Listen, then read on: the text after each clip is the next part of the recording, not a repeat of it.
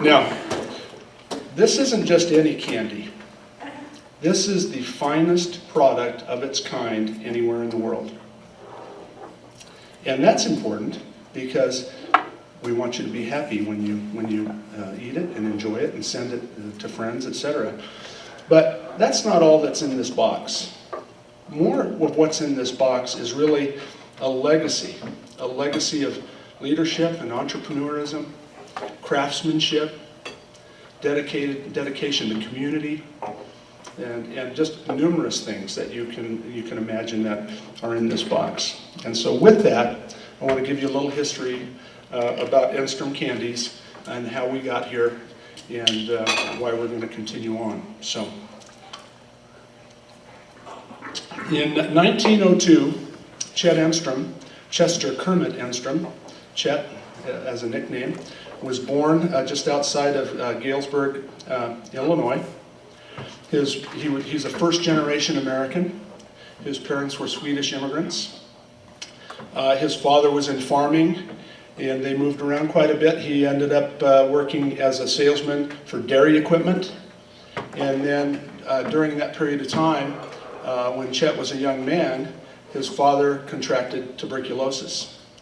And because of that, they moved out to Colorado Springs for the altitude and the dry air and hopefully keeping them healthy. Well, that worked for a little while until at the age of, when Chet was 15, his father passed away.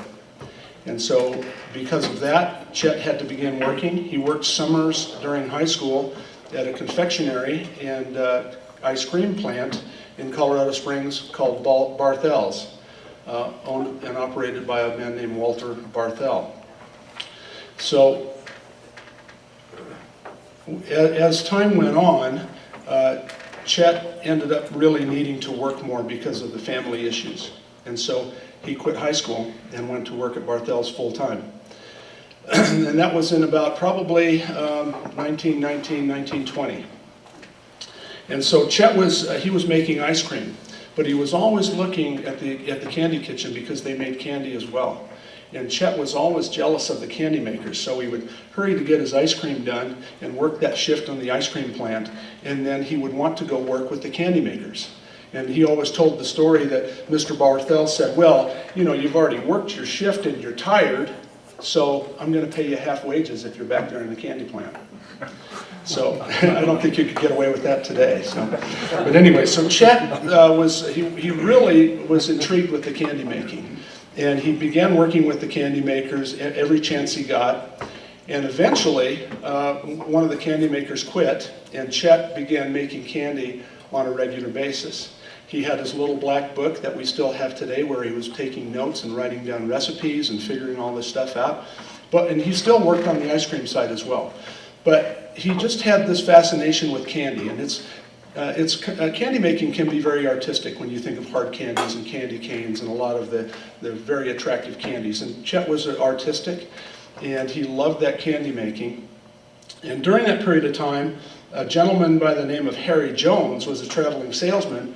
He came through and he was selling them dairy products, etc., for the ice cream.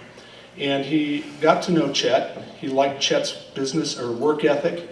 Then they started to kindle a relationship. Also during that same period, Mr. Barthel took a liking to Chet, and he would take Chet with him on big ice cream deliveries. And in fact, rumor has it that he would take him to the bank with him on occasion, where Mr. Barthel would either have his deposit in his coat or maybe even under his hat. And so, you know, Chet really liked that because he thought, you know, I'd like to have a business and I'd like to take money to the bank one day. Well, anyway, he and Harry Jones got to talking, and they decided that they were going to go into business together, and they were looking for a good location. There were some small creameries and stuff for sale, and they found one in Grand Junction, and they decided to move to Grand Junction. So in 1929, Chet and Vernie Enstrom and their two kids, Ann and Emil was 1 year old at the time. They loaded up the Model A and they drove through the muddy, rut-filled roads. It took them 2 days to get to Grand Junction. And they got to Grand Junction in 1929 and formed the Jones Enstrom Ice Cream Company. So we all know what happened in 1929. So they get there and start a business, and the whole country fell apart with the Depression. But they continued on. While Chet was at Barthel's, he also learned something about refrigeration engineering, and he could fix the old ammonia and refrigeration systems. So in those early years, from 29 and in the early 30s, they made ice cream, they sold it locally, and they had a pretty good business because they were distributing it around, maybe even to Olathe. Just a real quick side note, you know, my claim to fame in Olathe is the one time I think I stopped there. I was with a group of grungy musicians that I was playing with, and we opened at the Corn Fest for Bachman Turner Overdrive. There you go. But anyway, so they were doing pretty well. They were delivering ice cream around. They had a little ice cream shop on the front of the ice cream factory. And Chet would moonlight, and he would fix the refrigeration systems in the area and get those running and help people do that. And they did pretty well. Well, Chet never forgot about the candy making, and so he always made candy as a hobby. And in the 30s, he taught the housewives in the neighborhood how to dip chocolates. And so Chet would make some centers, he'd buy the chocolate, and then he would give them lessons and teach them how to hand dip chocolates. And hand dipping chocolate is kind of technical because you have to temper the chocolate, because if you don't get it just right, it'll turn gray. The cocoa butter comes to the surface and they all look ugly. Anyway, so he was doing that, and they thought, well, what would we do? Well, let's make some candy. And he was also in the Grand Junction Lions Club. And they thought, well, we'll have a candy booth at the Lions Carnival. And so he had Harry Benge, that owned a shoe store, save the shoe boxes, and they cut the shoe boxes down to about the size of the lid. And they made chocolates and had all these ladies dipping and everything. Then they packed the shoe boxes, wrapped them, gift wrapped them, and then they raffled them off at the Lions Club Carnival. And so not only is he's in business and he's making ice cream, and now he's making candy as a hobby, and he's also now beginning the philanthropy that he's well known for, because he's in community involvement and what have you. And so he had spent some time on the Chamber of Commerce in Grand Junction. In the later 30s, he was elected to city council, and in 1939 became the mayor of Grand Junction. And so, you know, what's in this box here is a legacy of community service as well. It's not just the finest ingredients you can buy, it's community service.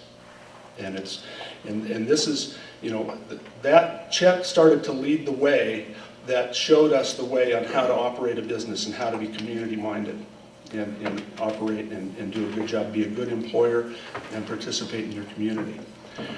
Through the 40s, they rumbled along, you know, during the war years, sugar and butter were being rationed and what have you, so they just continued on. They made ice cream through the 40s, and as they get into the 50s, things were starting to lighten up a little bit, and Chet was still dabbling in the candy, and a Greek salesman came through, and he showed him a piece of candy, and it was a piece of toffee, but it was really just plain butter toffee to be used in ice cream as a butter brickle or a toffee vanilla ice cream. And he gave Chet the recipe for the toffee. And Chet started messing with this toffee. And he's going along, he's making it for the ice cream, and he's thinking, you know, this might be good with a little chocolate on it or whatever, or maybe some nuts in it or nuts on it. And he started developing this toffee. And in the mid-50s, he actually rented a space in a house that had been kind of turned into a workshop right near the ice cream plant. And he bought a kettle. I think he said he spent $85, and he had a little kettle stove.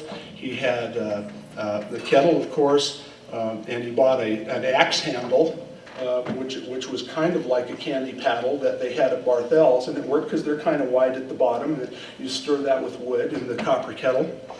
And then he bought all of his ingredients through the ice cream company, and we've got the invoices and stuff where he was paying back the ice cream company for all the ingredients that he was taking to make candy. And so in 1954, he was literally making 4,000 or 5,000 pounds of candy in the mid-50s, and giving it away to friends as gifts and what have you, and really began to sell. People liked the candy, and he started selling candy, moonlighting, while he still owned the ice cream company. And so as that went on in the later 50s, Harry Jones decided that he had an opportunity to kind of slow down a little bit and wanted to move to California. So he and Chet, they valued the ice cream business, and Harry was going to leave, and Chet, they shook hands, and Chet said, you know, if I get more than this for it, I'll send you a check. If I get less, I'm going to send you a bill. And so Harry left, and Chet ended up selling the ice cream company to a larger creamery. It was Clymer's Dairy at the time.